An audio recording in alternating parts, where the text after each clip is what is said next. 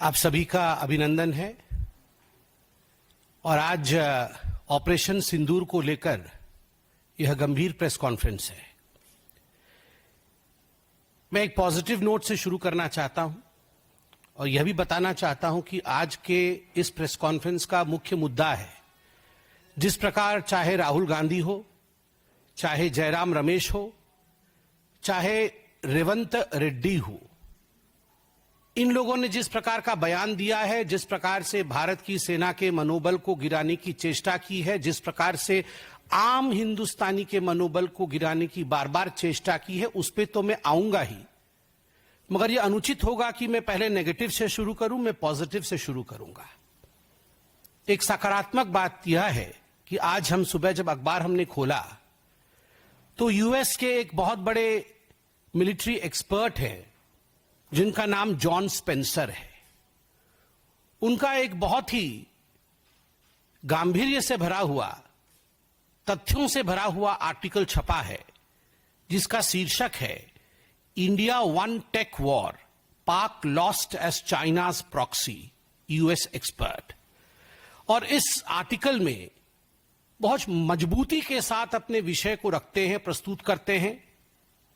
और John Spencer कहते हैं कि किस प्रकार हिंदुस्तान में बने हुए जो टेक्नोलॉजीज थी, चाहे वो आकाश हो, चाहे बाकी टेक्नोलॉजीज हो, उन टेक्नोलॉजीज के माध्यम से किस प्रकार एक निर्णायक जीत भारतवर्ष की सेना का आतंकवाद के ऊपर हुआ है।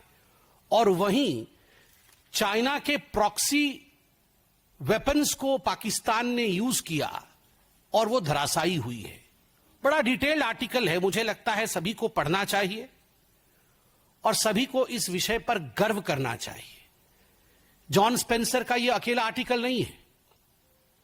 पूरे विश्व में, हर देश में आज भारत को लेकर एक पॉजिटिव सोच है। एक न्यू नॉर्मल जो भारत ने स्थापित किया है, जिसके विषय में प्रधानमंत्री माननीय श्री नरेंद्र मोदी जी ने हम सबको अवगत कराया देश के नाम अपने संदेश में। यह न्यू नॉर्मल एक बहुत बड़ी बात है। आज हिंदुस्तान इसे सलाम भी कर रहा है, तिरंगा यात्रा भी निकल रहा है, देश की आर्मी को हर कोई सल्यूट भी कर रहा है। वैसे में मुझे दुख होता है कि कुछ ऐसी पॉलिटिकल पार्टी हैं, खास करके कांग्रेस, जिन्होंने आरंभ में तो कहा कि हम देश के साथ खड़े हैं, हम सरकार के साथ खड़े हैं, मगर कदाचित एक दिन भी ये सरकार के साथ और हिंदुस्तान के साथ, भारत के साथ खड़े नहीं थे। प्रथम दिन से ही, डे वन से राहुल गांधी, जयराम रमेश और तमाम उनके लोग, रॉबर्ट वाड्रा से शुरू करके तमाम कांग्रेस पार्टी के नेतृत्व ने भारत के सेना, भारत के शौर्य पर सवाल उठाया है। और ये सबूत गैंग खुश नहीं है। भारत ने जो किया है उस पर यह सबूत गैंग खुश नहीं है। कल तो मुझे बड़ा दुख लगा और आश्चर्य भी लगा।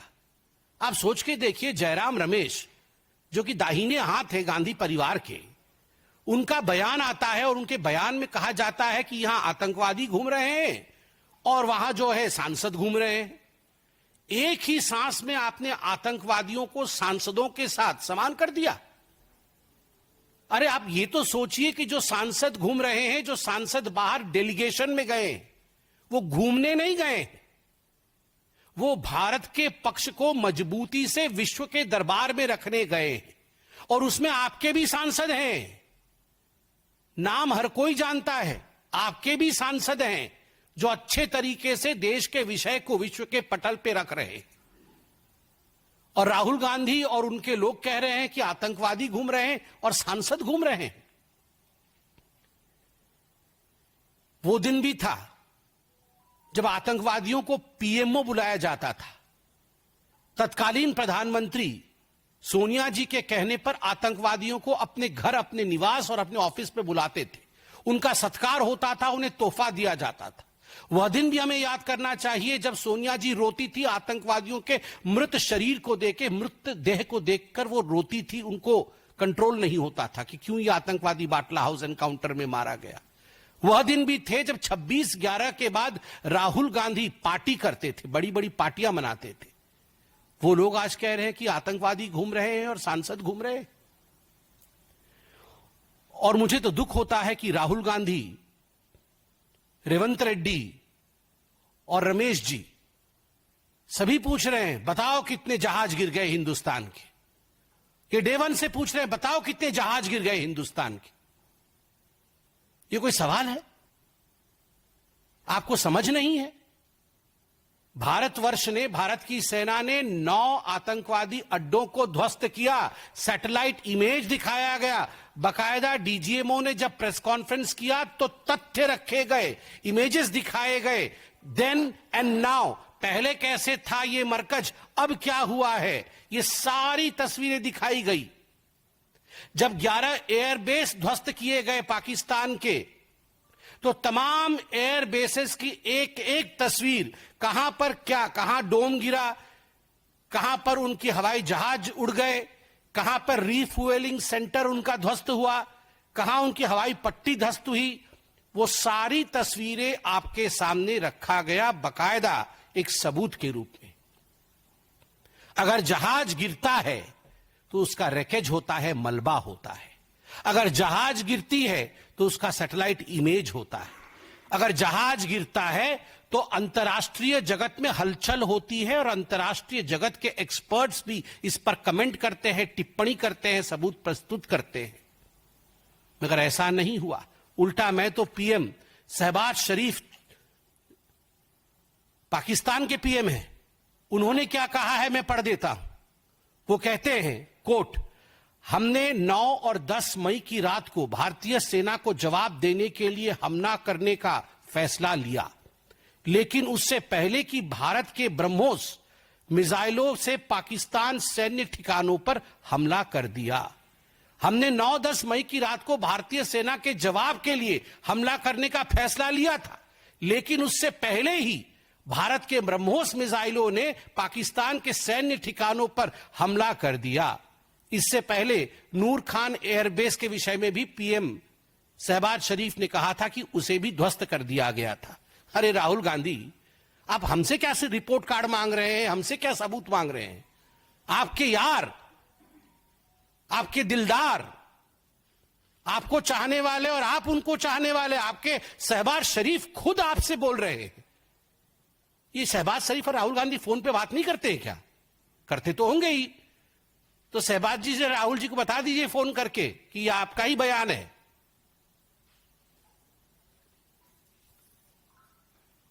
राहुल पूछो, और देखिए ये सिंक्रोनाइज्ड है, ये कोई कोइंसिडेंस नहीं है।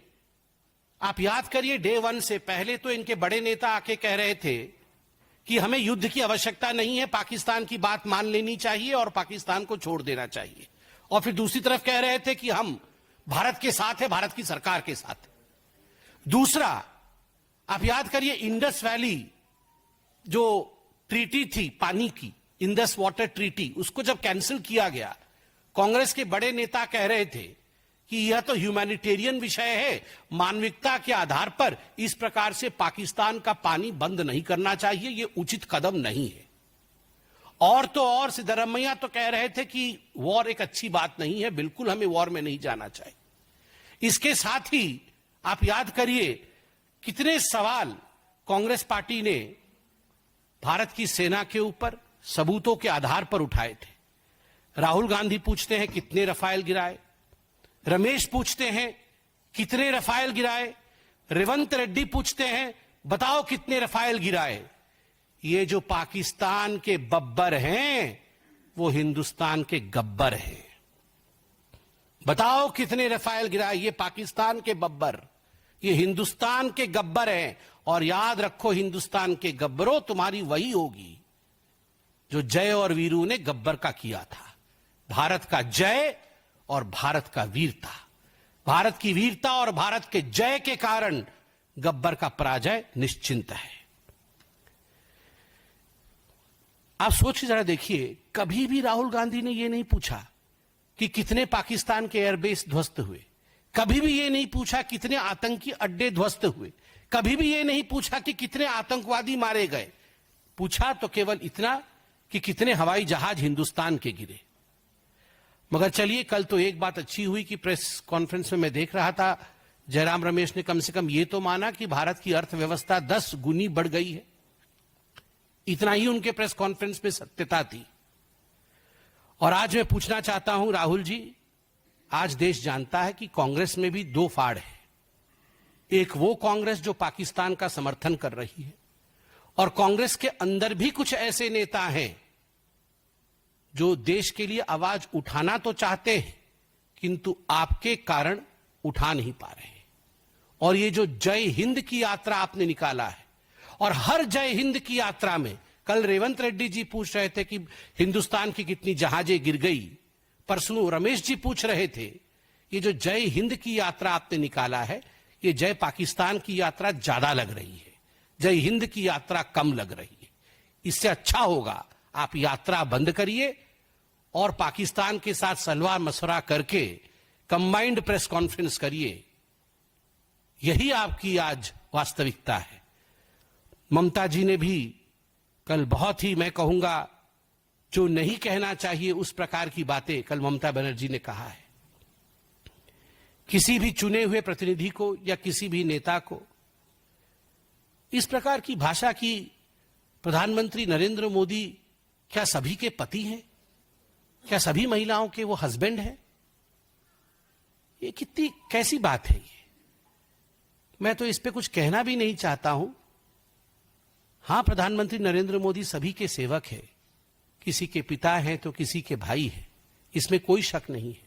मगर इसमें भी कोई शक नहीं है ममता जी कि जितने भी घुसपैठिए हैं और जितने भी बांग्लादेशी हैं जो भारत में घुसपैठी के रूप में अंदर आए हैं, जितने भी रोहिंग्यान हैं जो आज हिंदुस्तान में शरणार्थी नाम पे घुसपैठिए बन के बैठे हुए हैं, उन सबको अगर शरण देने का काम किसी ने किया है, उन सब की कोई चहेती है तो वो ममता बनर्जी जी आप ही हैं।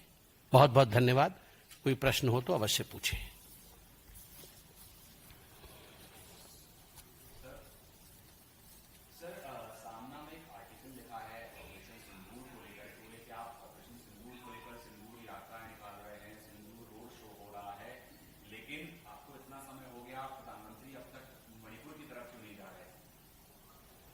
देखिए, मुझे तो लगता है कि ये सामना के आर्टिकल को हम सबके माननीय बाला साहेब ठाकरे जी जब स्वर्ग में देखते होंगे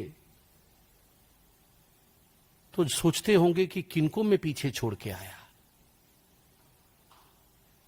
तो आप सभी जानते हैं संजय राउत और सामना आजकल उसका वजूद क्या है और वो किसके लिए लिखती है, तो उस पर कमेंट करना भी मुझे लगता है उचित नहीं है।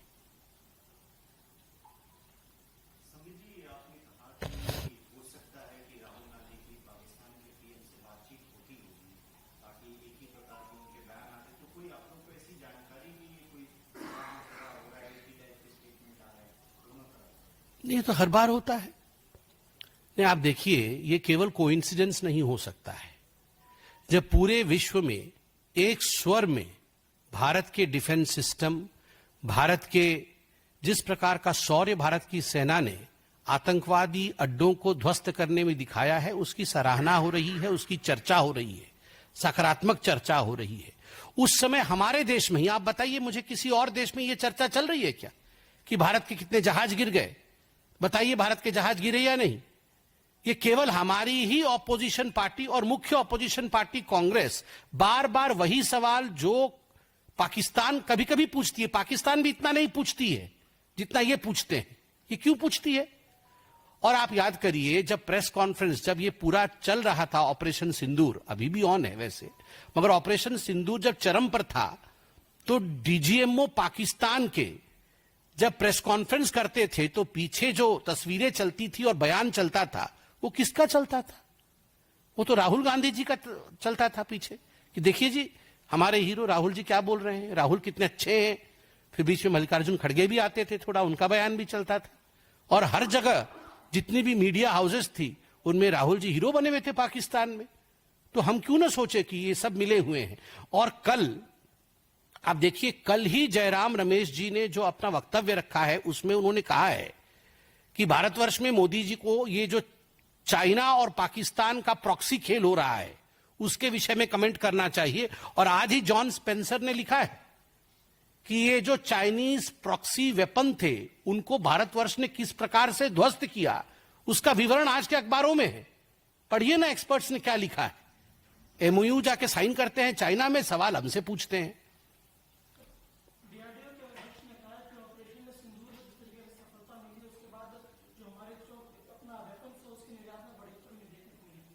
बिल्कुल सही बात है। हमारे वेपन्स ने जिस प्रकार से, जो गृह निर्मित वेपन है, हमारे यहाँ जो इंडिजिनसली मैन्युफैक्चर्ड वेपन्स है, उन्होंने जिस प्रकार का करामात दिखाया है, पूरे विश्व ने उसे देखा है, स्वाभाविक है उसमें बढ़ोतरी होगी।